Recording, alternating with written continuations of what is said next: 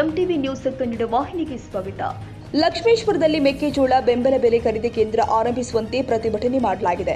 ಗದಗ ಜಿಲ್ಲೆಯ ಲಕ್ಷ್ಮೇಶ್ವರ ಪಟ್ಟಣದಲ್ಲಿ ಕಳೆದ 5 ದಿನಗಳಿಂದ ಲಕ್ಷ್ಮೇಶ್ವರ ಶಿರಹಟ್ಟಿ ಮುಂಡರಗಿ ಭಾಗದಲ್ಲಿ ಮೆಕ್ಕೆಜೋಳ ಖರೀದಿ ಕೇಂದ್ರ ಆರಂಭಿಸುವಂತೆ ಒತ್ತಾಯಿಸಿ ನಡೀತಾ ಇರುವ ಅಹೋರಾತ್ರಿ ಹೋರಾಟಕ್ಕೆ ವಿವಿಧ ರೈತ ಸಂಘಟನೆಗಳಿಂದ ವ್ಯಾಪಕ ಬೆಂಬಲ ವ್ಯಕ್ತವಾಗ್ತಾ ಇದೆ. ಬುಧವಾರ ಪಟ್ಟಣದಲ್ಲಿ ಆರಂಭವಾಗ್ತಾ ಇರುವ ಕುಮಾರಣ್ಣ ಉಪವಾಸ ಸತ್ಯಾಗ್ರಹದಲ್ಲಿ ಆದ್ರಹಳ್ಳಿ ಗವಿಮಠದ ಡಾಕ್ಟರ್ ಕುಮಾರ ಮಹಾರಾಜರೊಂದಿಗೆ ರೈತ ಮುಖಂಡರು ಆದ ರಾಮಣ್ಣ ಗೌರಿ, ಬಸವರಾಜ್ ಬೆಂಡಿಗೇರಿ, ಕುಂದಗೋಳ, ಕಲ್ಯಾಣಪುರದ ಬಸವ ಅಜ್ಜಿನವರು ಮತ್ತು ಜಮಖಂಡಿಯ ಮಹಾಂತ ಗುರುಗಳು ಇದ್ದರು. ಈ ಸಂದರ್ಭದಲ್ಲಿ ಶಿರಹಟ್ಟಿಯ ಫಕೀರದಿಂಗೇಲೇಶ್ವರ ಶ್ರೀಗಳು ರೈತರ ಹೋರಾಟ ವೇದಿಕೆಗೆ ಭೇಟಿ ಕೊಟ್ಟು ರೈತರನ್ನ ಉದ್ದೇಶಿಸಿ ಮಾತನಾಡಿದರು. ಸರ್ಕಾರವು ಕಬ್ಬು ಮತ್ತು ಮೆಕ್ಕೆಜೋಳ ಬೆಳೆಗಾರರಿಗೆ ನೀಡಿದ ಮನ್ನಣೆಯಂತೆಯೇ ಮೆಕ್ಕೆಜೋಳ ಖರೀದಿ ಕೇಂದ್ರ ಆರಂಭಿಸಲು ಮನ್ನಣೆ ಕೊಡಬೇಕು.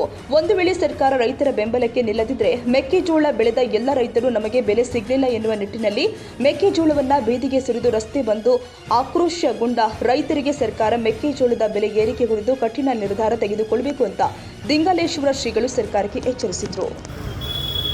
ಬಹುಶಃ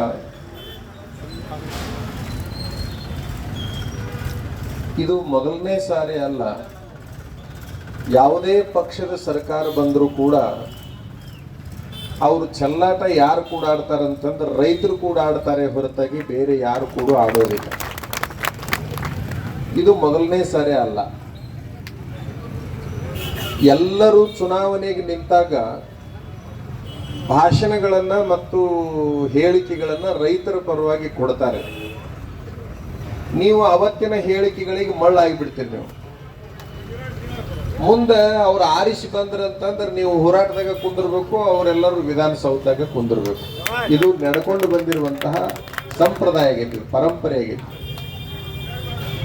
ಅದು ಬಿಜೆಪಿ ಸರ್ಕಾರ ಬಂದ್ರು ಅಷ್ಟೇ, ಕಾಂಗ್ರೆಸ್ ಸರ್ಕಾರ ಬಂದ್ರು ಅಷ್ಟೇ, ದಳದ ಸರ್ಕಾರ ಬಂದ್ರು ಅಷ್ಟೇ.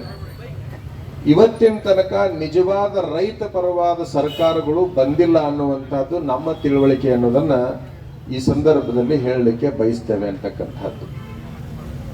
ಇವತ್ತಿನ ದಿವಸ ನಮ್ಮ ಮಂಜು ಮಾಗಡಿ ಭಾಷಣ ಮಾಡಿದ ಪ್ರಕಾರ ಕ್ಯಾಬಿನೆಟ್ ಇದೆ, ಆ ಕ್ಯಾಬಿನೆಟ್ನಲ್ಲಿ ಸಿಹಿ ಸುದ್ದಿ ಬರ್ತದೆ, ಒಳ್ಳೇದಾಗುತ್ತೆ ಅಂತ ಅವರು ಹೇಳಿದ್ದಾರೆ. ಬರಲಿ ಅಂತ ನಾವು ಆಶಿಸ್ತೀವಿ, ಒಳ್ಳೆ ಸುದ್ದಿ ಬರಲಿ ಅಂತೇಳಿ ನಾವು ಆಶಿಸ್ತೀವಿ.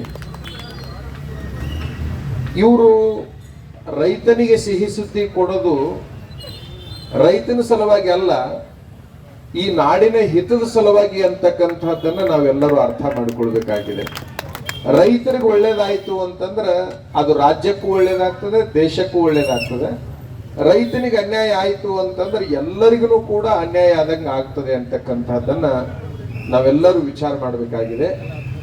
ಇವತ್ತಿನ ದಿವಸ ನಾನು ಬಹಳ ಮಾತಾಡ್ಲಿಕ್ಕೆ ಹೋಗೋದಿಲ್ಲ, ಬಹಳ ಮಾತಾಡಿ ಇದನ್ನ ಭಾಷಣದ ವೇದಿಕೆ ಮಾಡೋದು ಬೇಡ. ಒಂದೇ ಒಂದು ಮಾತನ್ನ ನಾನು ಹೇಳಲಿಕ್ಕೆ ಬಯಸ್ತೀನಿ, ರೈತರಿಗೆ ಬಿಟ್ಟಿದ್ದರ ಆಯ್ಕೆ.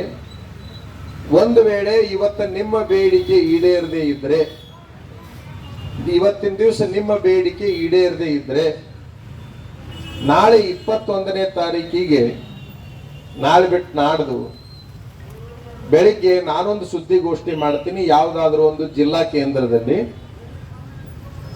ಏನ್ ಮಾಡ್ಬೇಕಪ್ಪ ರೈತರು ಅಂತಂದ್ರೆ, ನೀವೇನು ಬೆಳೆದಿರಲಿಲ್ಲ ಎಲ್ಲ ಗೋವಿಂಜೋಳನ ಎಲ್ಲಿ ಒಟ್ಟಬೇಕಪ್ಪ ಅಂದ್ರೆ ಆಯಾ ತಾಲೂಕಿನ MLA ಮನೆ ಮುಂದೆ ಮತ್ತು ಜಿಲ್ಲಾಧಿಕಾರಿ ಆಫೀಸಿನ ಮುಂದೆ ಒಟ್ಟಬೇಕಾಗುತ್ತೆ.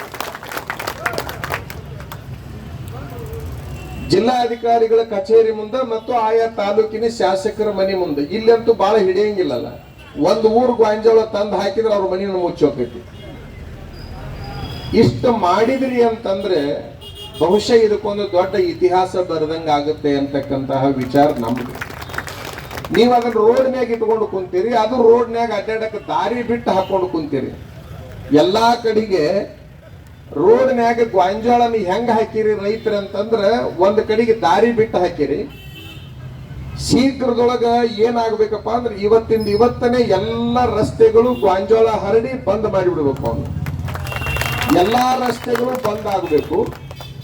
ಎಲ್ಲಾ ರಸ್ತೆಗಳು 2 ದಿವಸ ಬಂದ್ ಮಾಡ್ರಿ, 2 ತಾಸಿನಾಗ ನಿರ್ಣಯ ಆಗುತ್ತೆ ಅಂತಕ್ಕಂತಹ ಒಂದು ವಿಚಾರವನ್ನ ನಿಮಗೆ ನಾವು ಹೇಳಕ್ ಬಯಸ್ತೀವಿ. ಅಲ್ಲೊಂದು ಇಲ್ಲೊಂದು ರಸ್ತೆ ಅಲ್ಲ, ಯಾವ್ಯಾವ ರಸ್ತೆದೊಳಗೆ ಗೋಂಜಾಳ ಹಾಕಿರಿ ಆಯಾ ರಸ್ತೆದೊಳಗ ಗಾಡಿ ಅಡ್ಡಾಡ್ಲಾರ್ದಂಗ ಮಾಡಿದ್ರಿ ಅಂತಂದ್ರ ನಮ್ಮಂತ ಗಾಡಿಯಾಗ ಅಡ್ಡಾಡವ್ರಿಗೆ ಬಿಸಿ ಮುಟ್ಟಬೇಕು ಮೊದಲ. ಯಾಕಂದ್ರೆ ಕುಂತವ್ರ ಸಂಕಟ ಅಡ್ಡಾಡವ್ರಿಗೆ ಗೊತ್ತಿರೋದಿಲ್ಲ. ಕುಂತವ್ರ ಸಂಕಟ ಅಡ್ಡಾಡೋನಿಗೆ ಗೊತ್ತಿರುವುದಿಲ್ಲ. ಈ ಕುಂತವ್ರದ್ದು ಅಡ್ಡಾಡೋರ ಸಂಕಟ ಅಧಿಕಾರದಾಗ ಇದ್ದವ್ರಿಗೆ ಗೊತ್ತಾಗುದಿಲ್ಲ. ಅವ್ರಿಗೆ ಗೊತ್ತಾಗಬೇಕಪ್ಪ ಅಂತಂದ್ರೆ ರಾಜ್ಯದ ಯಾವ್ಯಾವ ರಸ್ತೆಗಳಲ್ಲಿ ಗೋಂಜಾಳ ಅದಾವ ಆ ಎಲ್ಲಾ ಗೋಂಜಾಳನ ರಸ್ತೆಗೆ ಹಾಕೊಂಡು ಎಲ್ಲಾ ರಸ್ತೆಗಳು ಬಂದ್ ಆದಾಗ ಮಾತ್ರ ಇದಕ್ಕೊಂದು ಏನಾದರೂ ಎಚ್ಚರ ಆದೀತು ಅಂತಕ್ಕಂಥದ್ದನ್ನು ಹೇಳಿ ಕಬ್ಬು ಬೆಳೆಗಾರರಲ್ಲಿ ಇರ್ತಕ್ಕಂತಹ ಒಗ್ಗಟ್ಟು ಈ ಗೋಂಜಾಳ ಬೆಳೀತಕ್ಕಂತಹ ರೈತರಲ್ಲಿ ಬಂದಾಗ ಮಾತ್ರ ನಿಮಗೆ ವರ ಸಿಕ್ಕಿತೆ ಹೊರತಾಗಿ ಇಲ್ಲ ಅಂದ್ರೆ ನಿಮ್ಮ ಬದುಕಿಗೆ ಶಾಪ ಆಗುತ್ತೆ ಅಂತಕ್ಕಂಥದ್ದು. ನಾವು ಕೂಡ ಎಲ್ಲಾ ತರದ ಬೆಳೆಗಳನ್ನ ಬೆಳೆದು ದುಃಖ ಅನುಭವಿಸಿದವ್ರೆ. ನಾವು ಏನು ಒಂದು ತರ ದುಃಖ ಅನುಭವಿಸಿದ ಸ್ವಾಮಿಗಳಲ್ಲ. 100 ಎಮ್ಮೆ ಕಟ್ಟಿ ಎಮ್ಮೆಗೆ ಏನ್ ಸುಖ ಐತಿ ಗೊತ್ತೈತಿ ನಮಗ. 250 ಆಕಳ ಕಟ್ಟಿ ಆಕಳದಾಗ ಏನ್ ಸುಖ ಐತಿ ಗೊತ್ತೈತಿ ನಮಗ. ಬಸನ್ನ ನಾವು ಅದನ್ನ ಮಾತಾಡ್ತಿರ್ತೀವಿ ಆಗ್ಲೇ. ನಾವು ಎಲ್ಲಾ ತರದ ಜೋಳ ಹಾಕಿ ಎಲ್ಲಾ ತರದ ಬೀಜಗಳನ್ನ ಹಾಕಿ ಇವು ಸೀಡ್ಸು ಅದು ಇದು ಎಲ್ಲಾ ಬೆಳೆಗಳನ್ನ ಬೆಳೆದು ರಾತ್ರಿ ನಿಮ್ಮಂಗ್ ಹೋಗಿ ನಾವು ಪಟಗ ಈ ಹೆಗಲ ಮೇಲೆ ಸೆಲ್ಲೆ ತೆಗೆದಿಟ್ಟು ರಾತ್ರಿ ನೀರು ಹಾಸಿದವರ ಅದೀವಿ.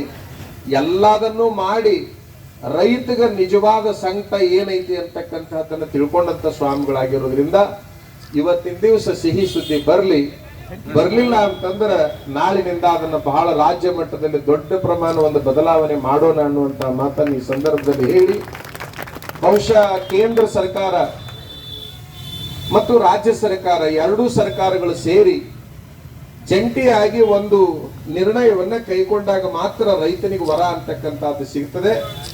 ನಾವು ರಾಜ್ಯ ಸರ್ಕಾರದ ಪರವಾಗಿನೂ ಮಾತಾಡ್ತಾ ಇಲ್ಲ ಮತ್ತು ಕೇಂದ್ರ ಸರ್ಕಾರದ ಪರವಾಗಿನೂ ಮಾತಾಡ್ತಾ ಇಲ್ಲ.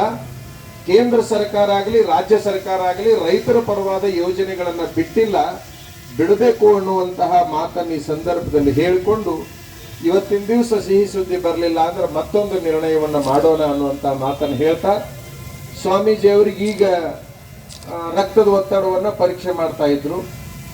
ಜೊತೆಗೆ ಬೆರಳಿಗೆ ಚುಚ್ಚಿ ರಕ್ತ ತಕೊಂಡು ಅದ್ರಾಗ ಶುಗರ್ ಎಷ್ಟೈತಿ ಅಂತ ನೋಡ್ತಾ ಇದ್ರು. ಎಲ್ಲಾ ಬೆರಳಿಗೆ ತೂತ್ ಹಾಕೋ ಕೆಲಸ ಆಗ್ಬಾರ್ದು. ಸ್ವಾಮಿಗಳು ಎಲ್ಲಾ ಬೆರಳಿಗೆ ತೂತ್ ಹಾಕ್ಯಾಕ ಆಟಾಟ ರಕ್ತ ತೆಗೆದು ಮೊದಲ ರಕ್ತ ಇಲ್ಲ ಅವ್ರ ಮೈಯಾಗ ಉಪವಾಸ ಇದ್ದು ಅವ್ರು ಬರೇ ಉಪವಾಸ ಮಾಡೋದ್ರೊಳಗೆ ನಿಸ್ಸೀಮ ಸ್ವಾಮಿಗಳವ್ರು. ಈಗ ಇಷ್ಟು ದಿವಸ ಪರಮಾತ್ಮನಿಗಾಗಿ ಉಪವಾಸ ಮಾಡ್ತಾ ಇದ್ರು, ಈಗ ರೈತನಿಗಾಗಿ ಉಪವಾಸವನ್ನ ಮಾಡಿದ್ದಾರೆ. ಅವ್ರು 3 ತಿಂಗಳ ಉಪವಾಸ ಇದ್ದು ಅವ್ರಿಗೆ ರೂಢಿ ಐತಿ. ಆದ್ರೆ ಭಗವಂತನಿಗಾಗಿ ಉಪವಾಸ ಮಾಡುವುದಕ್ಕೂ ರೈತನ ಬೇಡಿಕೆಯನ್ನು ಈಡೇರಿಸುವುದಕ್ಕಾಗಿ ಉಪವಾಸ ಮಾಡೋದಕ್ಕೂ ಬಹಳಷ್ಟು ವ್ಯತ್ಯಾಸ ಇರ್ತದೆ. ಸರ್ಕಾರ ಒಬ್ಬ ಸ್ವಾಮೀಜಿಯವರು, ಅದು ದಲಿತ ಸಂಪ್ರದಾಯದ ಸ್ವಾಮೀಜಿಯವರು ಉಪವಾಸ ಸತ್ಯಾಗ್ರಹವನ್ನ 4ನೇ ದಿವಸದಲ್ಲಿ ನಿರಾಹಾರ ಒಂದೇ ಒಂದು ಹನಿ ನೀರು ಕುಡಿಲಾರ್ದಂಗ ಅವ್ರು ಮಾಡ್ತಾ ಇರೋದ್ರಿಂದ ಕೂಡಲೇ ಈ ನಿರ್ಣಯವನ್ನ ಕೈಗೊಂಡು ರೈತನಿಗೆ ಮೊದಲೇ ಮಳಿ ಸಮಸ್ಯೆ ಆಗಿದೆ, ವಿಪರೀತ ಈ ಸಾರಿ ಅಂತೂ ಆ ಜೋಳ ಬಂದಿದ್ದೇ ಒಂದು ದೊಡ್ಡ ಪವಾಡ ಅನ್ನೋ ರೀತಿ ಒಳಗ ಭೂಮಿ ಒಳಗ ಗೋಂಜಾಳ ಬಂದಿಲ್ಲ, ನೀರಾಗ ಗೋಂಜಾಳ ಬಂದಿದೆ ಅನ್ನುವಂಥದ್ದನ್ನು ಈ ಸಂದರ್ಭದಲ್ಲಿ ಹೇಳ್ಕೊಂಡು ಬೇಗನೆ ಸಿಹಿ ಸುದ್ದಿ ಬರಲಿ ಅಂತೇಳಿ ಹಾರೈಸಿ ನಮ್ಮ ಮಾತುಗಳನ್ನ ಮುಗಿಸ್ತೇವೆ.